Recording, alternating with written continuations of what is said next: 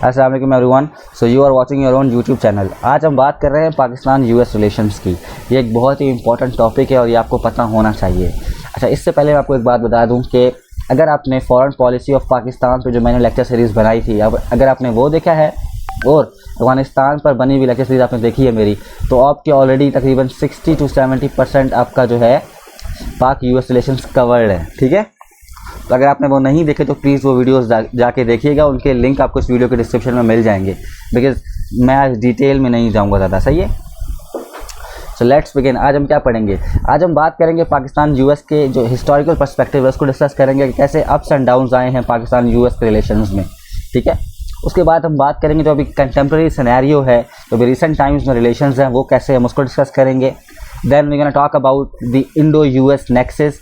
ठीक है, फिर इसके नतीजे में जो पाकिस्तान और चाइना करीब आ रहे हैं हम इसको डिस्कस करेंगे।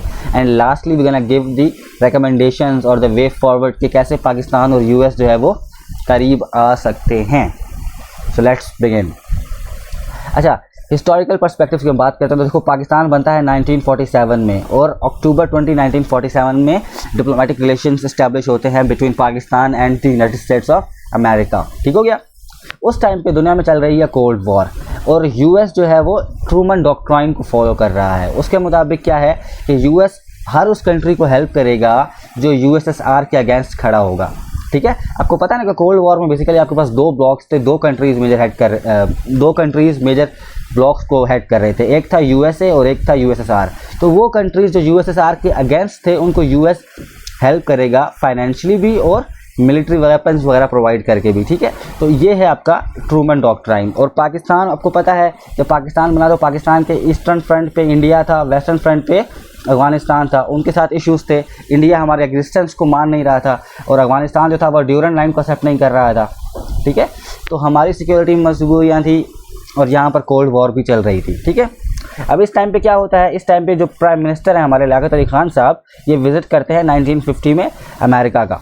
ठीक है, और इवेंचुअली क्या होता है, क्योंकि हमारे पास हमारे इश्यूज चल रहे थे ईस्टर्न और वेस्टर्न बॉर्डर पे और साथ यूएस भी इस एरिया में अपना एलाय ढूंढ रहा था ताकि यूएसएसआर को कंटेन कर सकें। सो इवेंचुअली इंटरेस्ट सेम हुए तो हमने क्या किया, हमने एक डिफेंस पैक्ट साइन कर लिया यूएस के साथ। ठीक है, उसके बाद उसके नतीजे में क्या हुआ, उसके नतीजे में हमें मिलिट्री की सपोर्ट मिली, हमें एड दिया गया यूएस की जानिब से और उसके बदले में हमने क्या किया, हमने यूएस को बेसिस प्रोवाइड की। ठीक है, अच्छा इसमें आपको मैं एक और चीज़ बता दूं, इसमें ट्रेनिंग भी इंक्लूडेड थी, जो हमारे एयरफोर्स वगैरह की ट्रेनिंग है वो भी यूएस ने की थी। ठीक है, तो ये आपके पास बेसिकली शुरू के रिलेशन है। यहाँ से आपके स्टार्ट होता है गुड रिलेशंस कि हमने यूएसएसआर के हम अगेंस्ट गए और हमने यूएसए का ब्लॉक ज्वाइन कर लिया इन 1954 बाय साइनिंग सीटो। उसके बाद 1955 में हमने सेंटो एग्रीमेंट भी साइन कर लिया था। ठीक हो गया, तो यहाँ से हम यूएस के क्लोज हो गए तो ऑटोमेटिकली हम यूएसएसआर के से दूर चले गए। ठीक है, नाउ लेट्स टॉक अबाउट सीटो के। सीटो क्या है, इसको बोलते हैं South East Asia Treaty Organization. ठीक है, ये स्टार्ट कब हुआ था, बना कम था 1954 में और ये एंड हुआ, डिसॉल्व हुआ 1977 में। अब इसमें ये कंट्रीज इन्वॉल्व थे और उसका हेडक्वार्टर ये था। अब मेन बात है इसके ऑब्जेक्टिव्स की। इसके ऑब्जेक्टिव्स क्या थे कि यूएस ने कहा इन कंट्रीज़ को कि आप यूएसएसआर से रिलेशंस बिल्ड नहीं करोगे, आप उनसे ट्रेड वगैरह नहीं करोगे। ठीक है, इसके नतीजे में हम आपको सपोर्ट करेंगे फाइनेंशियली, हम आपको एड देंगे। Point number 1। पॉइंट नंबर 2 क्या था, बात थी कलेक्टिव सिक्योरिटी की कि अगर कोई कम्युनिस्ट कंट्री आप पे अटैक करेगा तो हम सारे मिलकर आपको हेल्प आउट करेंगे। अब उसका ये मतलब नहीं है कि हम सारे मिलकर उस कंट्री पे अटैक करेंगे, नो, हम सारे मिलकर आपको हेल्प करेंगे, आपकी मिलिट्री वेपन्स प्रोवाइड करेंगे आपको। ठीक है, डिफेंस इक्विपमेंट प्रोवाइड करेंगे, आपको हम फाइनेंस करेंगे।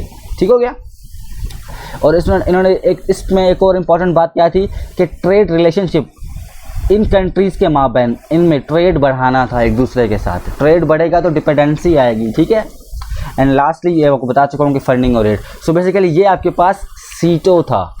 ठीक है, जो 1954 में बना, पाकिस्तान ने ये ज्वाइन किया 1954 में और यूएस के ब्लॉक में आ गया, यूएसएसआर से दूर हो गया। फिर सेंटो की बात करते हैं। देखो सेंटो को पहले कहा जाता था बगदाद पैक्ट। ठीक है, ये बना था बगदाद में इसका हेडक्वार्टर था। इसमें कंट्रीज़ कौन से थे, पाकिस्तान, ईरान, तुर्की, इराक और यूके, और इसमें एक एसोसिएट मेंबर था यूएसए। ठीक है, तो ये कंट्रीज़ इसमें थे। अब इवेंचुअली क्या हुआ कि इराक में आपके पास जो गवर्नमेंट चेंज हुई, उन्होंने विड्रॉ कर लिया सेंटो से। उन्होंने कहा कि भाई ये जो सेंटो है ये बेसिकली डिफेंस एग्रीमेंट है जो यूएसए का है अगेंस्ट यूएसएसआर।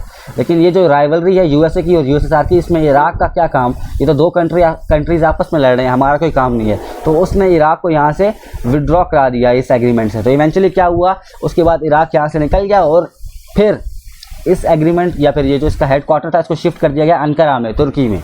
ठीक है, अब सीटो और सेंटो की मद में पाकिस्तान को 1.5 बिलियन डॉलर्स आपको मिले मिलिट्री की मद में, मिलिट्री एड मिली। ठीक है, और तकरीबन 3 बिलियन डॉलर्स आपको मिले फाइनेंस एड की तौर पे। ठीक है, तो ये सीटो और सेंटो ज्वाइन करने की वजह से हमें मिले थे। और इवेंचुअली 1979 में इसको भी डिसॉल्व कर दिया गया। ठीक है मेरा बच्चा, तो आपके पास बेसिकली दो एग्रीमेंट्स थे, एक सीटो और एक सेंटो, जिसका प्राइमरीली मकसद क्या था कि आपने कम्युनिज्म के अगेंस्ट खड़ा होना है, आप कम्युनिज्म को कंटेन करने के लिए यूएस को हेल्प आउट करोगे। उसके नतीजे में यूएस आपको वेपन्स और military training and financial aid वगैरह प्रोवाइड करेगा। नाउ अब ये रिलेशंस हमारे इस टाइम पे यूएस के साथ अच्छे हैं, तभी हमने ना सीटो और सेंटो ज्वाइन किया। ठीक है बच्चा, अब इसके बाद क्या होता है, इसके बाद 1960s में ना एक बड़ा इंपॉर्टेंट इवेंट होता है, that is U2 spy plane incident. अब मैंने आपको क्या कहा था कि पाकिस्तान ने यूएस के साथ एग्रीमेंट जो डिफेंस एग्रीमेंट साइन किया था, उसके नतीजे में हमने बेसिस दी थी यूएस को। ठीक है, तो पेशावर के नज़दीक एक बेस थी, वहाँ से एक स्पाई प्लेन U2 उड़ता था और जाके वो यूएसएसआर पे रखवाली या रेखी करता था, रेदर स्पाइंग करता था। ठीक है, यूएसएसआर को पता चल गया, उन्होंने इसको जो है ना इस प्लेन को डिस्ट्रॉय कर दिया। और जो यूएसएसआर के उस टाइम पे प्रेसिडेंट थे, उन्होंने तो इवन ये भी कहा था कि हम पाकिस्तान को इस धरती से हटा देंगे, मिटा देंगे। तो उस टाइम पे एक बहुत बड़ी इंटरनेशनल ह्यूमिलिएशन का सामना करना पड़ा था पाकिस्तान को, रिलेशंस बहुत ज़्यादा ख़राब हो गए थे। ठीक है, तो इस वजह से पाकिस्तान और यूएस के रिलेशंस काफ़ी ख़राब हुए। इसी टाइम पे क्या होता है, आपके पास 1962 में ये यूएस नहीं है, ये साइनो इंडिया वॉर है। ठीक है, 1962 में इंडिया और चाइना की वॉर होती है। उसमें अब यूएस ने सपोर्ट किया इंडिया को। ठीक है, हालांकि इंडिया हमारा एडवर्सरी था। जो हमने यूएस के ब्लॉक्स ज्वाइन किए थे सेंटो, उसका प्राइमरीली मकसद क्या था कि हमें अपने ईस्टर्न फ्रंट को मजबूत करना था, सिक्योर करना था। लेकिन यहाँ पर 1962 की वॉर में यूएस ने इंडिया को सपोर्ट किया, तो इससे बहुत ज़्यादा दिल में ना खराबी पैदा हुई पाकिस्तानियों की कि यार हमें बेट्रे किया गया है, हमारी हेल्प मतलब हमारे साथ सही नहीं किया गया। ठीक है, जिस इनसिक्योरिटी की वजह से हमने ये ग्रुप ज्वाइन किया था, यूएस उसको ही सपोर्ट कर रहा है, पॉइंट नंबर 1। फिर 1965 की वॉर होती है, इसमें दोबारा से यूएस इंडिया और पाकिस्तान पे एक इवन हैंडेड अप्रोच इस्तेमाल करता है, पाकिस्तान को उस तरह से सपोर्ट खुलकर नहीं करता। दूसरा कहता है पाकिस्तान को कि भाई जो हमने मिलिट्री पैक्ट आपसे किया है वो प्राइमरीली कम्युनिज्म के अगेंस्ट है, इंडिया के अगेंस्ट नहीं है।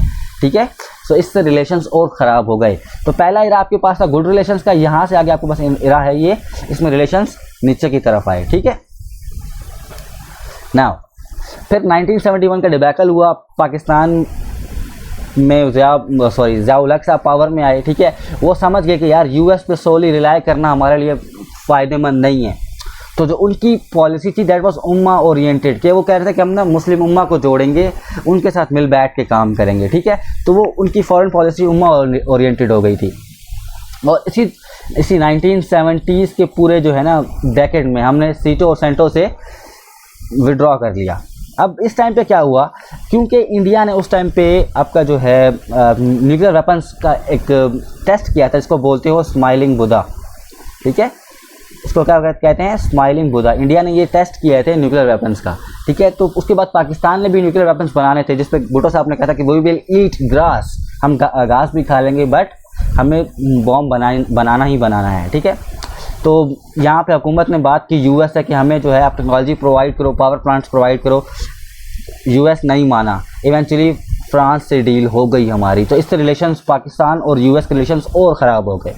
ठीक है, अब इसके बाद 1977 में आपके पास ज़ियाउल हक साहब पावर में आते हैं। जब ज़ियाउल हक साहब पावर में आए, that is military dictator power में आए, तो यूएस ने और सैंक्शंस लगा दिए हम पे।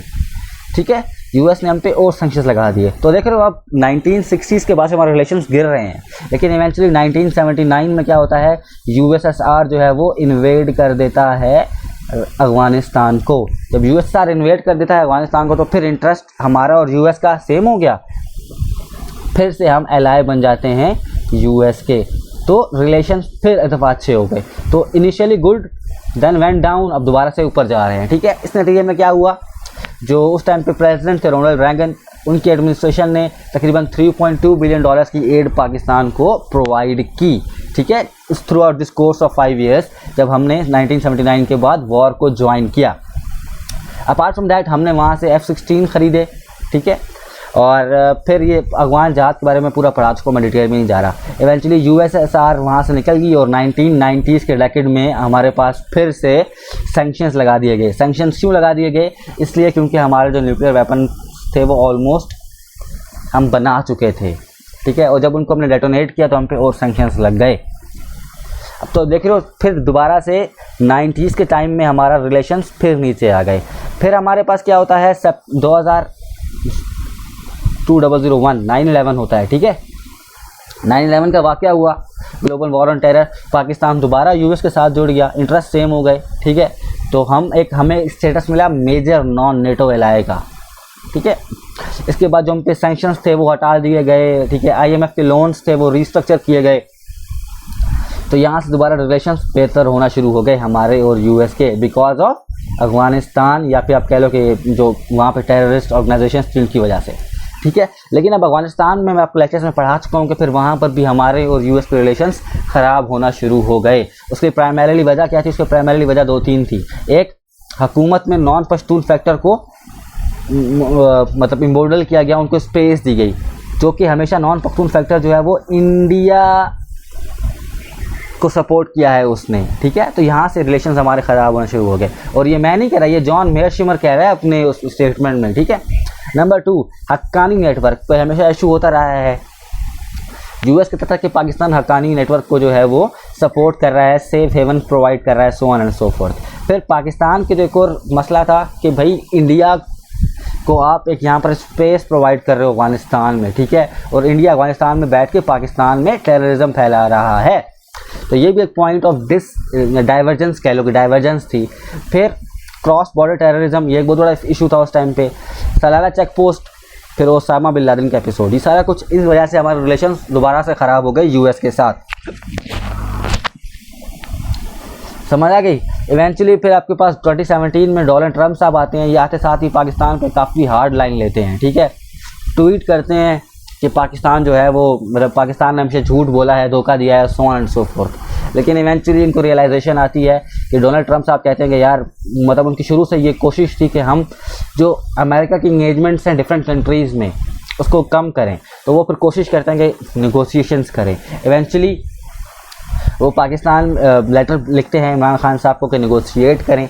अब यहाँ पे जब पाकिस्तान तालिबान और यूएस के दरमियान टॉक्स को फैसिलिटेट करवाता है तो उस टाइम पे हमारे रिलेशंस यूएस के साथ दोबारा से थोड़े से बेहतर हो जाते हैं। और इसके नतीजे में क्या होता है, इमरान खान साहब जो फॉर्मर प्राइम मिनिस्टर थे वो विज़िट करते हैं 2019 में अमेरिका का, ठीक हो गया। फिर उसके नतीजे में क्या होता है, यूएस हमारी जो F-16 को अपग्रेड करने के लिए एक आप कह लो कि ना मान जाता है, ठीक है, 120 मिलियन मिलिट्री एड हमें देता है। अब रिलेशन थोड़े से यहाँ पे बेहतर हुए, एग्रीमेंट साइन हो गया। इसी दौरान आपके पास प्रेसिडेंट जो बाइडन साहब जो हैं वो आ जाते हैं पावर में। प्रेसिडेंट जो बाइडन साहब पावर में आ गए। अब इस टाइम पे क्या होता है कि प्रेसिडेंट जो बाइडन साहब जो है ना वो प्राइमरीली काम कर रहे हैं चाइना को कंटेन करने के लिए, ठीक है, कंटेनमेंट ऑफ चाइना पे काम कर रहे हैं। इसके लिए वो उन्होंने आपको पता होगा ऑक यूएस एग्रीमेंट भी साइन किया है, ठीक है, क्वाड में भी काफ़ी एक्टिव है। तो प्राइमरीली ही इज़ वर्किंग कि समहाउ हम चाइना को कंटेन करें। उसके अलावा यहाँ पे B3W भी आ गया है, ठीक है। तो अब पाकिस्तान चाइना के साथ काफ़ी क्लोज है, तो ऑटोमेटिकली पाकिस्तान और यूएस में थोड़ा सा दूर हो जाएंगे। अब इसमें क्या हुआ कि यूएस ने जब गवर्नमेंट में आए, उनको पावर मिली, एडमिनिस्ट्रेशन में आए, तो उन्होंने डिफरेंट कंट्रीज़ के साथ उनको अप्रोच किया, उनसे कॉल पे बात किया, जो भी था, ठीक है। और ये एक डेमोक्रेटिक नॉर्म भी होता है, एक डिप्लोमेटिक नॉर्म होता है। अगर कि जब आप गवर्नमेंट में आते हो तो आप जो क्लोज कंट्रीज़ होते हैं जिनसे आपकी क्लोज इंगेजमेंट होती हैं, आप उनसे बात करते हो, ठीक है। तो यूएस ने जो बाइडन साहब ने इसराइल के PM को कॉल की, ठीक है, साउथ फैमिली को कॉल की, इवन कि नरेंद्र मोदी वगैरह को कॉल भी की, लेकिन पाकिस्तान के प्राइम मिनिस्टर उस टाइम पे जो थे इमरान खान साहब, उनको कॉल नहीं आई। तो इससे ये चीज़ ज़ाहिर हो गई कि पाकिस्तान को प्रायोरिटी नहीं दी जा रही, पाकिस्तान उनके प्लान्स में नहीं है। ठीक हो गया। फिर जो बाइडन एडमिनिस्ट्रेशन थी, उन्होंने एक समिट कराया डेमोक्रेसी पे, जिसमें 100+ कंट्रीज़ को इनवाइट किया गया and Pakistan was invited there as well. ठीक है, लेकिन पाकिस्तान ने समिट पे जाने से मना कर दिया कि हम नहीं जा रहे, क्योंकि वहाँ पर एक ये परसेप्शन आ रहा था कि ये समिट जो है ये एंटी चाइना होगा। ठीक है, तो पाकिस्तान ने मना कर दिया। तो इसे देख लो आप, रिलेशंस अभी दोबारा थोड़े से डगमगा रहे हैं। ठीक है, फिर रिलेशंस को और नुकसान कब हुआ, जब पाकिस्तान ने ऑप्ट की neutrality, Pakistan opted for neutrality, जब रशिया यूक्रेन का मसला चल रहा था, तो इससे रिलेशंस में और मसला आया। लास्टली अब आपको पता होगा आजकल जो हमारा चल रहा है कि जो फॉर्मर प्राइम मिनिस्टर है वो कह रहा है कि जो हमारी गवर्नमेंट को टॉपल किया गया है, इसमें अमेरिकन एडमिनिस्ट्रेशन, बाइडन एडमिनिस्ट्रेशन का हाथ है, so on and so fourth. तो अभी के टाइम पे रिलेशंस उतने बेहतर नहीं हैं जितने होने चाहिए। ठीक है, सो ये सारे हमारे रिलेशंस हैं, ये हमने पढ़ लिए हैं, कंटेम्प्रेरी भी और हिस्टोरिकल पर्सपेक्टिव भी। अगर आपको यहाँ पर कोई मसला है, कोई इशू है, तो आप मेरे से कमेंट्स में पूछ सकते हो। I think it's enough for now. Next video में हम बात करेंगे वे फॉरवर्ड की। अल्लाह हाफ़िज़।